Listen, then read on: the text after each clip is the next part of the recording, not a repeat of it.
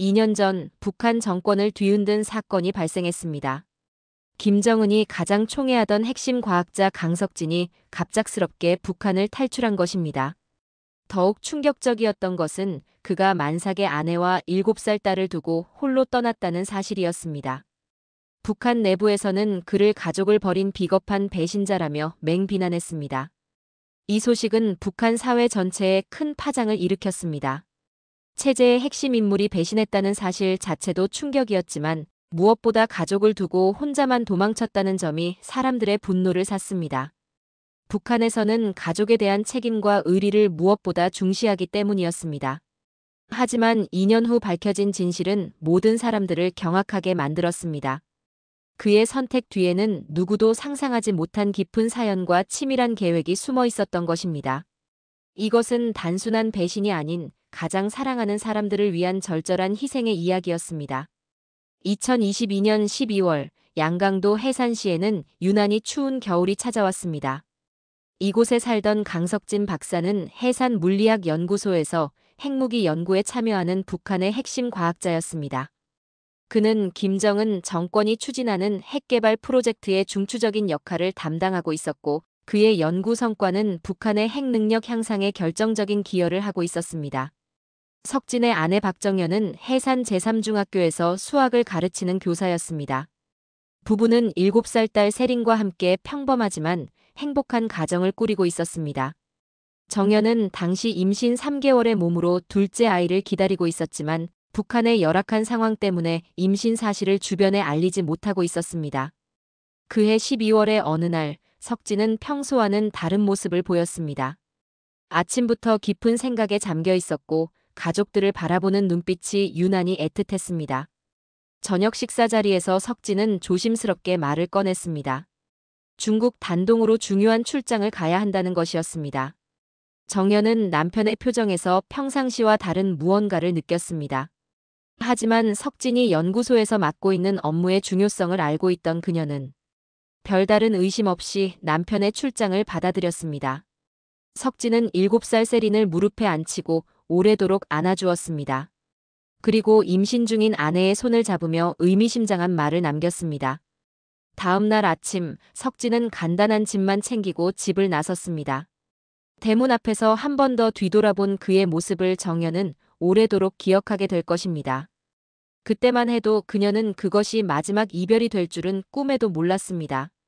정현이 근무하던 해산 제3중학교는 당시 북한 사회의 참혹한 현실을 그대로 보여주는 곳이었습니다. 학교 건물은 오래되어 곳곳이 허물어져 있었고 겨울철 난방시설은 작동하지 않은 지 오래였습니다. 난방이 끊긴 지 벌써 47일째였고 교실 온도는 영하 10도 아래로 떨어지는 날이 많았습니다. 정현이 담당하던 3학년 2반에는 35명의 학생이 등록되어 있었지만 실제로 학교에 나오는 학생은 절반에도 미치지 못했습니다. 나머지 학생들은 영양실조와 질병, 그리고 생계를 위한 노동 때문에 학교에 올 수 없었습니다. 학교에 나온 학생들도 상황은 마찬가지였습니다. 아이들의 얼굴은 노랗게 뜨고 눈은 움푹 들어가 있었습니다. 옷은 해지고 더러웠으며 신발 없이 맨발로 다니는 아이들도 적지 않았습니다. 수업 중에 아이들이 쓰러지는 일은 일상다반사였습니다. 어떤 아이는 배고픔을 참지 못해 울음을 터뜨리기도 했고 어떤 아이는 추위에 떨며 졸기도 했습니다. 정현은 수학을 가르치려 했지만 아이들에게는 그보다 더 시급한 것이 있었습니다. 바로 생존이었습니다. 어느 날 한 학생이 절망적인 질문을 던졌습니다. 어차피 굶어 죽을 텐데 수학 공부가 무슨 의미가 있느냐는 것이었습니다. 정현은 그 순간 아이에게 무엇이라고 대답해야 할지 몰랐습니다. 자신도 같은 생각을 해본 적이 있었기 때문입니다. 교실 한편에서는 더욱 비참한 일이 벌어지고 있었습니다. 며칠째 학교에 나오지 않던 한 여학생이 겨우 교실에 들어왔지만 수업 시간 내내 책상에 엎드려 있었습니다. 정현이 다가가 살펴보니 아이는 이미 의식을 잃은 상태였습니다. 급히 보건실로 옮겼지만 아이는 영양실조로 인한 탈진 상태였습니다. 정현 자신도 상황은 크게 다르지 않았습니다. 임신 3개월의 몸으로 입덧을 겪고 있었지만 제대로 된 음식을 구하기 어려웠습니다. 게다가 임신 사실을 공개할 수 없어 주변의 도움도 받지 못하고 있었습니다. 북한에서는 임신과 출산에 대한 국가의 통제가 심했고 허가 없는 임신은 문제가 될 수 있었기 때문입니다. 매일 밤 정연은 뱃속의 아이를 걱정했습니다. 이런 상황에서 건강한 아이를 낳을 수 있을지, 태어난 아이가 과연 이 세상에서 행복하게 살 수 있을지 두려웠습니다. 남편 석진이 중국에 출장을 간 지 벌써 열흘이 넘었지만 아무런 연락이 없었습니다. 평소보다 출장이 길어지고 있다는 생각에 정연의 불안은 점점 커져갔습니다. 남편이 떠난 지 열흘째 되던 날, 정연의 평온한 일상은 산산조각났습니다. 이른 아침부터 집 앞에 낯선 차량들이 나타났고 보위부 요원들이 대문을 두드렸습니다. 정연은 처음에는 남편의 연구와 관련된 일반적인 조사라고 생각했습니다. 하지만 요원들의 표정과 어조는 평상시와 달랐습니다. 그들은 강석진의 행방에 대해 집요하게 물었고 정연이 남편과 마지막으로 나눈 대화의 내용까지 자세히 캐물었습니다. 정연은 그제야 남편에게 심각한 문제가 생겼다는 것을 깨달았습니다. 집수색이 시작되었습니다. 요원들은 구석구석을 뒤졌고 남편의 개인 물품들과 연구 자료들을 모두 가져갔습니다. 7살 세리는 갑작스러운 상황에 겁을 먹고 엄마 뒤에 숨어 울음을 터뜨렸습니다.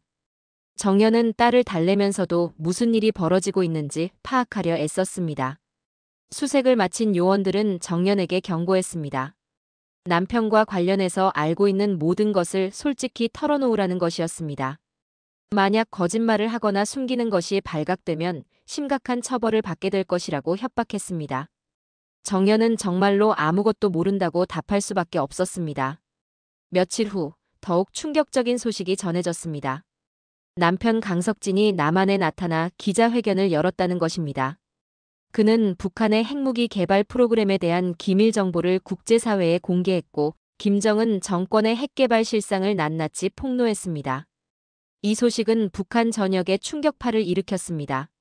정권의 핵심 과학자가 배신했다는 사실 자체도 놀라웠지만 무엇보다 그가 가족을 두고 혼자만 도망쳤다는 점이 사람들의 공분을 샀습니다. 북한 사회에서는 이를 가족에 대한 배신이자 인간으로서 해서는 안 될 비겁한 행위로 규정했습니다. 정연과 세리는 하루아침에 반역자의 가족이 되었습니다. 학교에서는 동료 교사들과 학생들의 시선이 달라졌습니다. 누구도 그들에게 먼저 말을 걸지 않았고 피하려는 기색이 역력했습니다. 마트에서나 길거리에서도 사람들은 그들을 손가락질하며 수군거렸습니다. 남편의 탈북 소식이 알려진 후 정연의 삶은 완전히 바뀌었습니다. 학교에서는 그녀를 반역자의 아내라며 따가운 시선으로 바라봤고 학생들조차 그녀를 피하기 시작했습니다. 동료 교사들은 정연과 대화하는 것을 꺼렸고 학교 행정실에서는 그녀의 교사 자격에 대해 재검토가 필요하다는 이야기가 나돌았습니다. 보위부의 조사는 날이 갈수록 거세졌습니다. 요원들은 정연이 남편의 탈북 계획을 미리 알고 있었을 것이라고 확신했습니다. 그들은 정연을 연일 불러 신문했고 같은 질문을 수십 번 반복하며 답변의 일관성을 확인했습니다. 신문 과정에서 정연은 극심한 스트레스를 받았습니다. 임신 중임에도 불구하고 장시간 조사를 받아야 했고 때로는 폭언과 협박에 시달려야 했습니다. 요원들은 그녀가 거짓말을 하고 있다고 의심하며 압박을 가했습니다. 하지만 정연은 정말로 아무것도 모르는 상태였습니다. 집에서도 상황은 마찬가지였습니다. 7살 세리는 아빠가 왜 오지 않는지, 사람들이 왜 자신들을 이상하게 바라보는지 계속 물어봤습니다. 정연은 어린 딸에게 무엇이라고 설명해야 할지 몰랐습니다. 아빠가 나쁜 사람이 되었다고 말할 수도 없었고 그렇다고 진실을 말하기에는 아이가 너무 어렸습니다. 식료품을 구하는 것도 점점 어려워졌습니다. 상인들은 반역자 가족과 거래하는 것을 꺼렸고 이웃들도 그들을 도와주는 것을 피했습니다. 임신 중인 정연에게는 영양이 절실히 필요했지만 구할 수 있는 음식은 점점 줄어들었습니다. 밤마다 정연은 뱃속의 아이를 생각하며 걱정했습니다. 이런 스트레스 상황에서 아이가 건강하게 자랄 수 있을지, 태어난 후에는 반역자의 자식이라는 낙인을 안고 살아가야 할 텐데 과연 행복할 수 있을지 두려웠습니다. 남편의 탈북이 국제뉴스로 보도된 지 한 달 후 보위부는 마침내 정연을 정식으로 체포했습니다. 반역자와 공모했을 혐의였습니다.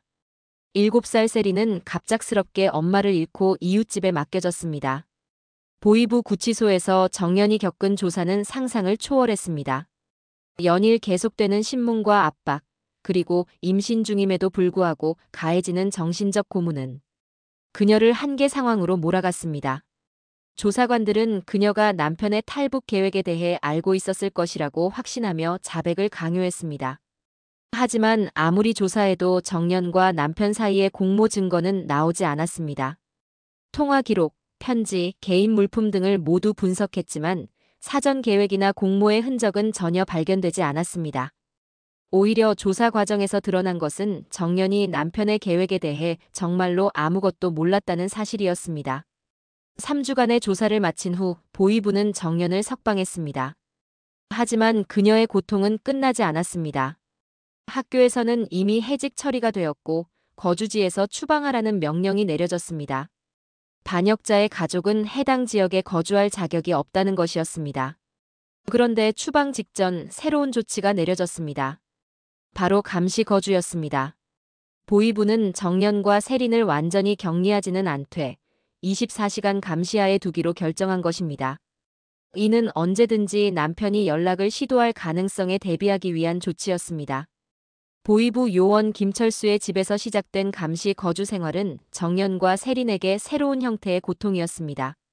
김철수는 40대 중반의 베테랑 요원으로 아내와 2자녀를 둔 가정의 가장이었습니다. 그의 집은 2층 건물이었는데 1층은 김철수 가족이 사용하고 2층 작은 방 하나를 정연과 세린이 사용하게 되었습니다. 감시 거주의 규칙은 엄격했습니다. 외출 금지, 외부인과의 연락 금지, 편지나 전화 금지. 심지어 창문 밖을 내다보는 것도 제한되었습니다. 7살 세리는 유치원에 갈 수 없었고 친구들과 놀 수도 없었습니다. 아이에게는 너무나 혹독한 처벌이었습니다. 하루 일과는 단조로웠습니다. 아침 7시에 기상해서 김철수 가족과 함께 식사를 했습니다. 식사량은 엄격하게 배급되었고 임신 중인 정연에게도 특별한 배려는 없었습니다. 식사 후에는 2층 방에서 하루 종일 머물러야 했습니다. 김철수의 아내는 처음에는 정연과 세린을 경계했습니다. 반역자의 가족과 함께 살아야 한다는 부담감이 컸기 때문입니다. 하지만 시간이 지나면서 그녀의 태도는 조금씩 달라졌습니다. 특히 임신한 정연의 모습을 보며 같은 여성으로서 동정심을 느끼기 시작했습니다. 어느 날부터 김철수의 아내는 몰래 정연에게 영양식을 가져다 주기 시작했습니다. 계란이나 우유, 때로는 과일 같은 것들이었습니다. 이는 규칙 위반이었지만 그녀는 임신부를 돕는 것이 인간의 도리라고 생각했습니다. 정연의 임신은 4개월에 접어들었습니다. 배가 점점 불러오면서 더 이상 숨길 수 없게 되었습니다. 김철수도 이 사실을 알게 되었지만 별다른 조치를 취하지 않았습니다. 오히려 아내가 정연을 도와주는 것을 묵인했습니다. 세리는 갑작스럽게 바뀐 환경에 적응하기 힘들어했습니다. 아빠는 어디 갔는지, 왜 집에 갈 수 없는지, 언제까지 여기서 살아야 하는지 계속 물어봤습니다. 정연은 딸에게 거짓말을 할 수밖에 없었습니다. 아빠가 일 때문에 멀리 갔고 조금만 기다리면 다시 만날 수 있다고 말했습니다. 감시 거주를 시작한 지 2달째 되던 어느 날 밤 김철수가 과음한 채 집에 돌아왔습니다. 그는 평소보다 말이 많아져 있었고 정연과 대화를 나누기 시작했습니다. 술에 취한 그는 평소에는 말하지 않았을 내용들을 털어놓기 시작했습니다. 김철수는 강석진의 진짜 정체에 대해 이야기했습니다. 그는 단순한 연구원이 아니라 북한 핵무기 개발의 핵심 인물이었다는 것입니다. 그의 연구 분야는 핵탄두 소형화와 장거리 미사일 기술이었고 이 분야에서 그는 북한 최고의 전문가 중 한 명이었습니다. 더욱 놀라운 것은 석진이 남한에 넘긴 자료의 규모와 중요도였습니다. 그 자료들에는 북한의 핵시설 위치, 핵무기 개발 현황, 핵실험 데이터, 그리고 향후 계획까지 모든 것이 담겨 있었습니다. 이는 북한의 핵 프로그램 전체를 국제사회에 완전히 노출시킬 만큼 방대하고 중요한 정보였습니다. 김철수는 또 다른 가능성을 제기했습니다. 어쩌면 석진이 가족을 완전히 버린 것이 아닐지도 모른다는 것이었습니다. 그가 남한에서 안정을 찾은 후 가족을 데리러 올 계획을 세우고 있을 수도 있다는 추측이었습니다. 실제로 과거에도 탈북자가 나중에 가족을 구출한 사례들이 있었기 때문입니다. 이 말을 들은 정연은 복잡한 감정에 빠졌습니다. 지금까지는 남편이 자신들을 버리고 혼자만 살겠다고 도망쳤다고 생각했습니다. 하지만 만약 김철수의 추측이 맞다면 남편의 선택을 완전히 다르게 이해해야 했습니다. 하지만 동시에 의문도 들었습니다. 정말로 그런 계획이 있었다면 왜 미리 알려주지 않았을까요? 왜 아무런 준비도 하지 못하게 했을까요? 정연은 남편에 대한 분노와 그리움, 의심과 희망 사이에서 갈등했습니다. 김철수는 계속해서 북한 내부의 상황에 대해 털어놓았습니다. 석진의 탈북으로 인해 보위부 내부에서도 큰 혼란이 일어나고 있다는 것이었습니다. 핵개발 관련 인사들에 대한 대대적인 조사가 시작되었고 많은 사람들이 연루 의혹으로 조사를 받고 있다고 했습니다. 시간이 흐르면서 정연 가족을 둘러싼 상황은 더욱 악화되었습니다. 보위부 내부에서 숙청이 시작되었고 석진 사건과 관련된 모든 인물들에 대한 재조사 명령이 떨어졌습니다. 이는 정연에게도 새로운 위험을 의미했습니다. 식량 상황도 점점 나빠졌습니다. 배급량이 줄어들었고 임신 5개월에 접어든 정연에게는 영양 부족이 심각한 문제가 되었습니다. 7살 세린도 하루 종일 배고프다며 울었지만 줄 수 있는 음식은 한정되어 있었습니다. 정연은 밤마다 뱃속의 아이를 걱정했습니다. 이런 상황에서 태어나는 아이가 과연 건강할 수 있을까요? 설사 건강하게 태어난다고 해도 반역자의 자식이라는 낙인을 안고 살아가야 할 아이의 미래는 어떨까요? 북한에서 출신 성부는 평생을 따라다니는 것이었기 때문입니다. 어느 날 김철수가 심각한 표정으로 정연에게 알려줬습니다. 중앙에서 직접 신문하라는 지시가 내려왔다는 것이었습니다. 이는 지금까지와는 차원이 다른 조사가 시작된다는 의미였습니다. 중앙 차원의 신문은 보통 극형으로 이어지는 경우가 많았습니다. 정연은 공포에 떨었습니다. 자신이 죽는다면 뱃속의 아이와 7살 세리는 어떻게 될까요? 아이들이 고아가 되어 반역자의 후손이라는 낙인을 안고 평생 고통받아야 한다는 생각에 절망했습니다. 김철수도 이 상황을 심각하게 받아들였습니다. 그는 정연을 감시하는 것이 임무였지만 몇 달간 함께 지내면서 그녀가 정말로 무고한 피해자라는 것을 알게 되었습니다. 그의 아내 역시 임신한 정연을 걱정하며 할 수 있는 한 도움을 주려고 노력했습니다. 중앙에서의 신문 날짜가 점점 다가왔습니다. 정연은 매일 밤 악몽에 시달렸고 세리는 엄마의 불안감을 느끼며 더욱 위축되었습니다. 아이는 자주 울었고 밤에는 엄마 품에서 떨어지려 하지 않았습니다. 중앙신문을 앞두고 정연의 정신 상태는 극도로 불안정해졌습니다. 임신 5개월의 몸으로 극심한 스트레스를 받으면서 건강도 크게 악화되었습니다. 때로는 하혈을 하기도 했고 어지럼증으로 쓰러지는 일도 있었습니다. 김철수의 아내는 정연의 상태를 보며 깊은 걱정에 빠졌습니다. 같은 어머니로서 임신부가 이런 고통을 겪는 것을 참아 볼 수 없었습니다. 그녀는 남편에게 정연을 도와달라고 간청했습니다. 김철수도 고민에 빠졌습니다. 공식적으로는 정연을 감시하는 것이 임무였지만 인간적으로는 그녀를 돕고 싶었습니다. 특히 7살 세린을 보면 마음이 아팠습니다. 자신의 딸과 비슷한 나이의 아이가 이런 고통을 겪는 것이 안타까웠습니다. 어느 날 밤 김철수는 다시 한번 술에 취해 정연과 깊은 대화를 나누었습니다. 그는 북한 체제에 대한 회의와 인간적인 고민을 털어놓았습니다. 동시에 정연에게 희망적인 소식도 전해주었습니다. 국제사회에서 강석진의 활동이 활발해지고 있다는 것이었습니다. 그는 단순히 북한 정보를 제공하는 데 그치지 않고 북한 인권 문제와 탈북자 지원 활동에도 적극적으로 참여하고 있다고 했습니다. 특히 가족 구출을 위한 국제적 네트워크 구축에 힘쓰고 있다는 소문도 있다고 했습니다. 이 말을 들은 정연은 복잡한 감정에 휩싸였습니다. 남편이 정말로 자신들을 구하려 노력하고 있다면 지금까지의 모든 고통이 헛되지 않을 수도 있었습니다. 하지만 현실은 여전히 절망적이었습니다. 중앙신문을 앞두고 있었고 뱃속의 아이도 위험한 상황이었습니다.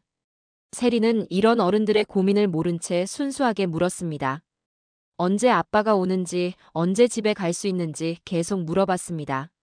정연은 딸에게 거짓 희망을 주고 싶지 않았지만 그렇다고 절망적인 현실을 말할 수도 없었습니다.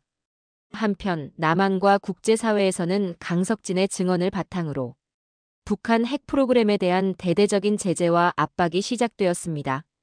그의 정보는 그동안 추측에 의존했던 북한 핵 능력의 실체를 명확하게 보여주었고, 이는 국제 안보에 중대한 의미를 가졌습니다. 석진은 여러 국제기구와 인권단체들과 협력하며 북한 인권 문제를 알리는 활동도 병행했습니다. 그는 자신의 경험을 바탕으로 북한 내부의 참혹한 실상을 증언했고, 특히 과학자들과 지식인들이 겪는 억압에 대해 자세히 폭로했습니다. 하지만 석진의 마음은 편하지 않았습니다. 북한에 남겨둔 가족들이 어떤 고통을 겪고 있을지 상상만 해도 가슴이 미어졌습니다. 그는 낮에는 활발한 활동을 펼쳤지만 밤에는 가족을 그리워하며 괴로워했습니다. 석진은 가족 구출을 위한 계획을 세우기 시작했습니다. 하지만 이는 매우 위험하고 복잡한 작업이었습니다. 북한의 삼엄한 경계와 감시 체계를 뚫고 가족을 안전하게 빼내는 것은 거의 불가능에 가까웠습니다. 그는 국제인권단체들과 탈북자 지원 조직들의 도움을 받아 여러 가지 방안을 모색했습니다. 중국을 경유하는 탈출 루트, 해상을 통한 구출 작전, 제3국을 통한 인도적 지원 등 다양한 가능성을 검토했습니다. 하지만 모든 방법에는 엄청난 위험이 따랐습니다. 실패할 경우 가족들이 더 큰 고통을 받을 수 있었고 자신도 생명을 잃을 위험이 있었습니다. 석진은 신중하게 계획을 세워야 했습니다. 강석진이 탈북한 지 2년이 지났습니다. 그 사이 국제사회에서는 그의 증언을 바탕으로 북한에 대한 압박이 계속되었고 북한 정권은 심각한 외교적 고립에 직면했습니다. 북한 내부에서도 변화의 조짐이 나타나기 시작했습니다. 국제 제재의 여파로 경제 상황이 더욱 악화되었고 정권 내부에서도 핵 정책에 대한 재검토 목소리가 나오기 시작했습니다. 이런 상황에서 뜻밖의 소식이 전해졌습니다. 국제인권단체를 통해 강석진의 진짜 의도가 공개된 것입니다. 그는 처음부터 가족을 버릴 생각이 없었고 오히려 가족을 구하기 위해 치밀한 계획을 세우고 있었다는 것이었습니다. 석진이 공개한 문서에는 그의 탈북 이유와 향후 계획이 자세히 기록되어 있었습니다. 그는 북한의 감시망을 피해 혼자 먼저 탈출한 후 국제사회의 도움을 받아 가족을 안전하게 구출하려 했던 것입니다. 만약 가족과 함께 탈출을 시도했다면 모두가 발각되어 죽을 수밖에 없는 상황이었다고 그는 설명했습니다. 특히 임신한 아내와 어린 딸을 데리고 위험한 탈출을 감행하는 것은 현실적으로 불가능했습니다. 석진은 2년 동안 국제사회에서 신뢰를 쌓고 북한 정권에 압박을 가하며 동시에 가족 구출을 위한 안전한 루트를 만들기 위해 노력해왔다고 밝혔습니다.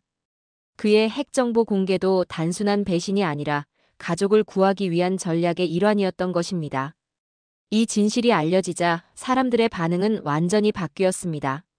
처음에는 강석진을 가족을 버린 비겁한 배신자라고 비난했던 사람들도 이제는 그의 선택이 얼마나 고통스럽고 용기 있는 것이었는지 깨닫게 되었습니다. 북한에 남겨진 가족들의 상황도 새로운 시각에서 조명받기 시작했습니다. 정연과 세린이 겪은 고통은 단순히 반역자 가족의 대가가 아니라 한 남편이자 아버지의 절절한 사랑의 결과였던 것입니다. 석진의 계획은 점차 구체화되고 있었습니다. 국제인권단체들과의 협력을 통해 북한 정권에 인도적 차원의 압박을 가하고 동시에 비밀리에 가족 구출 작전을 준비하고 있었습니다. 하지만 여전히 많은 어려움이 남아 있었습니다. 북한 정권은 강석진의 가족을 중요한 인질로 여기고 있었고 그들을 쉽게 내보낼 리 없었습니다. 또한 정연의 임신과 건강 상태도 큰 걱정거리였습니다. 국제사회에서는 강석진 가족의 인도적 구출을 위한 다양한 노력이 시작되었습니다. 유엔 인권위원회를 비롯한 여러 국제기구들이 북한에 압박을 가했고 일부 국가들은 외교적 채널을 통해 해결책을 모색했습니다. 강석진과 그의 가족이 겪은 이 이야기는 우리에게 많은 것을 생각하게 합니다. 때로는 가장 큰 사랑이 가장 큰 고통을 수반하기도 합니다. 때로는 가장 용기 있는 선택이 가장 비겁해 보이기도 합니다. 석진의 선택은 결코 쉬운 것이 아니었습니다. 사랑하는 가족을 두고 혼자 떠나는 것. 그들이 겪을 고통을 알면서도 더 큰 목적을 위해 견뎌내는 것은 상상할 수 없는 아픔이었을 것입니다. 정연이 겪은 고통 역시 말로 표현하기 어려운 것이었습니다. 남편에 대한 배신감과 그리움, 아이들에 대한 걱정과 미래에 대한 두려움이 뒤섞인 2년의 시간은 그녀에게 평생의 상처가 되었을 것입니다. 하지만 이 모든 고통 뒤에는 변하지 않는 사랑이 있었습니다. 가족을 지키려는 한 남자의 절절한 마음, 아이들을 살리려는 아버지의 의지, 그리고 모든 것을 감수하고서라도 진실을 밝히려는 용기가 있었습니다. 북한이라는 체제의 모순과 비극은 오늘도 계속되고 있습니다. 강석진과 같은 선택을 해야 하는 사람들이 있고 정연과 같은 고통을 겪고 있는 가족들이 있습니다. 이들의 이야기는 우리가 결코 잊어서는 안 될 현실입니다. 지금도 어딘가에서는 가족을 그리워하는 탈북자가 있을 것이고 남편을 기다리는 아내가 있을 것입니다.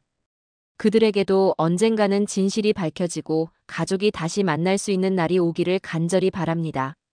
강석진 가족의 이야기는 분단의 현실 속에서도 꺾이지 않는 인간의 의지와 사랑을 보여주는 증언입니다.